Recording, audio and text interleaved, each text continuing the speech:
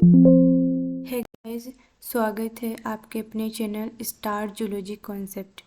आज हम बात करेंगे सक्रिय और निष्क्रिय प्रतिरक्षा की। हमने कल तक देख लिया था कि इंट्रोडक्शन जो प्रतिरक्षा का हिंदी के अंदर वो देखा था। आज हम आगे उससे देखेंगे कि सक्रिय का मतलब होता है एक्टिव और निष्क्रिय मतलब कि पैसिव प्रतिरक्षा क्या होती है।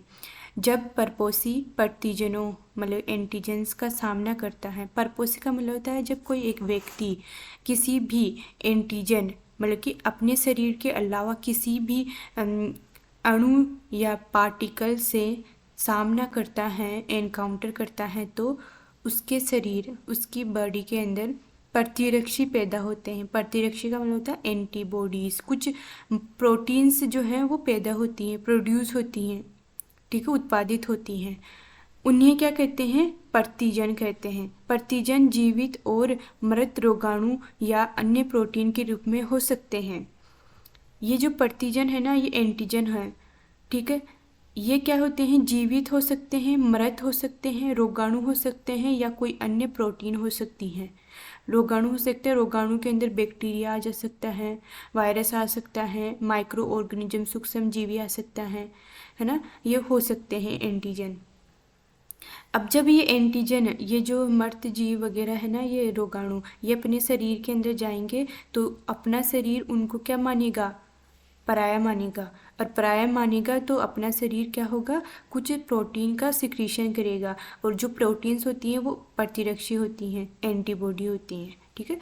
इस प्रकार की प्रतिरक्षा क्या कहलाती है? सक्रिय प्रतिरक्षा कहलाती है। अब देखो, मैंने समझाया है पहले, अगर आपने इंग्लिश वाला लेक्चर देखा होगा तो, लेकिन मैं यहाँ पर बता रही हूँ कि जो सक्रिय है ना, वो किसकी वजह से होती है। प्रिंसिपल है, मेन सिद्धांत है इसका कि जो सक्रिय प्रतिरक्षा है, एक्टिव इम्यूनिटी कब प्रोड्यूस होगी, कब दिखेगी? जब उसका सामना एंटीजन से होगा। किसकी वजह से होती है? एंटीजन की, प्रतिजन की वजह से सक्रिय प्रतिरक्षा उत्पन्न होती है। जबकि निष्क्रिय प्रतिरक्षा किसकी वजह से होती है? एंटीबॉडी प्रतिरक्षी की वजह से पैदा होती है।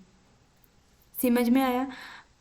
तो ये प्रतिरक्षा सक्रिय प्रतिरक्षा कहलाएगी जब कभी प्रतिजन की वजह से उत्पन्न होगी। तो सक्रिय प्रतिरक्षा धीमी होती है, लो होती हैं, अपनी पूरी प्रभावशाली अनुक्रिया प्रदर्शित करती हैं, मतलब कि पूरा टाइम लेती है उसको, उस प्रतिजन को जानने के लिए, पहचानने के लिए, उसके प्रति याद बनाने के लिए, मेमोरी बनाने के लिए, है ना, समय लेती है। देखो कि इम्पोर्टेंट पॉइंट कौन कौन से हैं। ये धीमी होती है, ठीक है, पूरी प्रभावशाली प्रक्रिया दर्शाती है, उसको समय लेती है, उसको जानने में समय लेती है, ठीक है।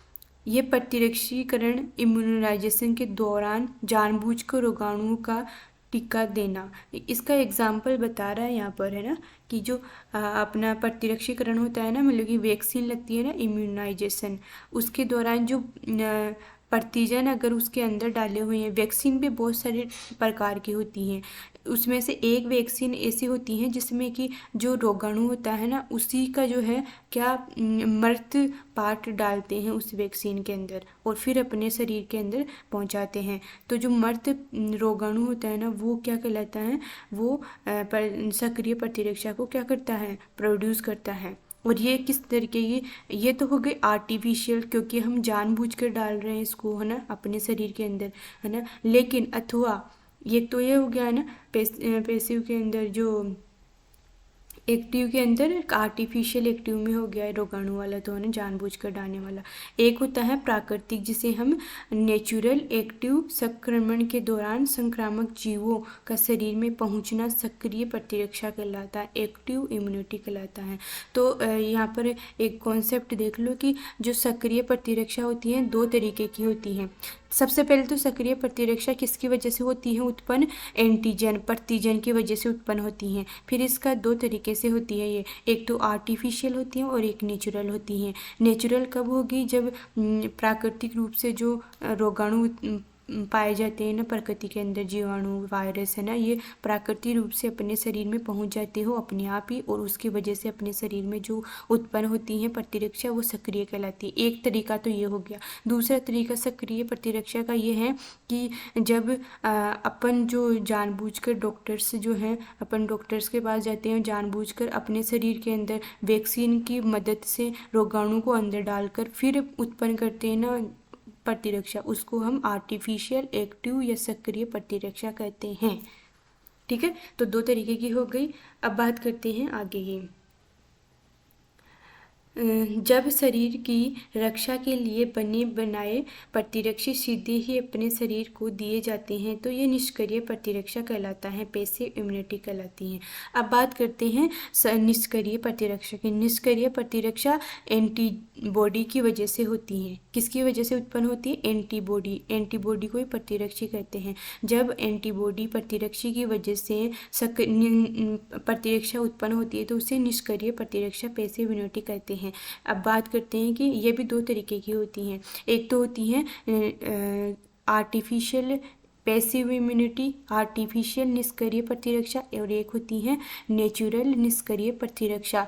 नेचुरल निष्क्रिय प्रतिरक्षा का एग्जाम्पल होता है जो ब्लड के मिल्क के अंदर, और जो कोलेस्ट्रम होता है ना, जब छोटे बच्चे को दूध पिलाया जाता है ना माँ का, तो वो क्या होता है? कोलेस्ट्रम होता है, और उसके अंदर आईजीए तरीके की एंटीबॉडी प्रेजेंट होती हैं। तो वो किस में आएगी? वो नेचुरल पैसिव इम्यूनिटी में आएगी। प्राकृतिक है वो, है ना, बन रही है अपनी बॉडी के अंदर खुद ब खुद ही, तो वो प्राकृतिक पैसिव इम्यूनिटी हो गई। ठीक है, एक एग्जाम्पल हो गया। अब सेकेंड एग्जाम्पल है जो प्लेसेंटा है ना अपना अपरा। जब एक माँ का शरीर जो है बच्चे के साथ में जुड़ा हुआ है, किसकी वजह से? अपरा की वजह से, प्लेसेंटा की वजह से, और उसकी वजह से जो है एक एंटीबॉडी जिसका नाम है आईजीजी, वो प्रवेश करती है माँ से किसमें? बच्चे के अंदर, है ना, एम्ब्रियो के अंदर। तो वो कौन सी प्रतिरक्षा बनाएगी? तो वो भी नेचुरल मतलब प्राकृतिक निष्क्रिय प्रतिरक्षा बनाएगी। तो ये दो एग्जाम्पल हैं नेचुरल मतलब प्राकृतिक निष्क्रिय प्रतिरक्षा की। और दूसरा जो एग्जाम्पल है आर्टिफिशियल निष्क्रिय प्रतिरक्षा, इसका एग्जाम्पल है दूसरा, वो हो जाएगा जो अपने शरीर के अंदर वैक्सीन की वजह से बनी बनाई एंटीबॉडी डालते हैं ना, वैक्सीन के थ्रू बनी बनाई प्रतिरक्षी एंटीबॉडी डालते हैं ना, तो वो आर्टिफिशियल निष्क्रिय प्रतिरक्षा कहलाएगी। जैसे कि एग्जाम्पल में ले रही हूँ, जब कभी भी आपको सांप ने काटा होगा तो एक वैक्सीन आपको ज़रूर लगाए होंगे डॉक्टर, तो वो जो उस वैक्सीन का नाम है anti venom vaccine. Anti venom vaccine क्या है? आर्टिफिशियल निष्क्रिय प्रतिरक्षा का एक एग्जाम्पल है। तो आपसे पूछा जा सकता है कि जो एंटी वेनम है, जब सांप आपको काटता है तो उसके प्रति एक वैक्सीन लगाई जाती है, इसका नाम है एंटी वेनम वैक्सीन। वो एग्जाम्पल है, तो वो एग्जाम्पल होगी आर्टिफिशियल निष्क्रिय प्रतिरक्षा की। ठीक है, अब बात करते हैं, यहाँ पर दे रखा है कि देखो यहाँ पर भी ये समझा रखा है कि क्या आप जानते हैं कि हाल ही में जन्मे शिशु के लिए माँ का एक दूध बहुत ही आवश्यक माना जाता है, जिसे हम लैक्टेशन कहते हैं, दूध श्रवण कहते हैं, को प्रारंभिक दिनों के दौरान स्रावित पीले से पीयूष ग्रंथि के द्वारा ये स्रावित होता है, कोलेस्ट्रम जिसे कहते हैं। इसमें जो है आईजीए प्रकार की एंटीबॉडी प्रतिरक्षी पाई जाती हैं जो शिशु की रक्षा करती हैं। ठीक है, और ये जो है सेकंड, ये तो एक एग्जाम्पल हो गया किसका? नेचुरल निष्क्रिय प्रतिरक्षा का, है ना। और सेकंड है संगर्भता मतलब प्रेगनेंसी के दौरान भ्रूण को भी अपरा प्लेसेंटा द्वारा माँ से कुछ प्रतिरक्षी मिलते हैं। ये निष्क्रिय प्रतिरक्षा के कुछ एग्जाम्पल हैं। तो यहाँ पर तो बहुत ही कम दिखाया गया है कि बस ओनली जो नेचुरल प्राकृतिक रूप से पाई जा रही है ना निष्क्रिय प्रतिरक्षा, उसी के एग्जाम्पल दे रखे हैं यहाँ पर। तो लेकिन मैंने बताया ना कि एक तो एंटीवेनम है और एक आईजीए है ना, ये बता दिया यहाँ पर, और एक है प्लेसेंटा के थ्रू आईजीजी, है ना। तो ये सारे एग्जाम्पल अलग अलग के हैं और मैंने यहाँ पर बता दिया है। आप इसको जहाँ जैसे जैसे मैं बता रही हूँ ना, है ना, बोल के, वैसे वैसे आप एग्जाम जो है अपनी कॉपी के अंदर एग्जाम्पल लिखते जाना।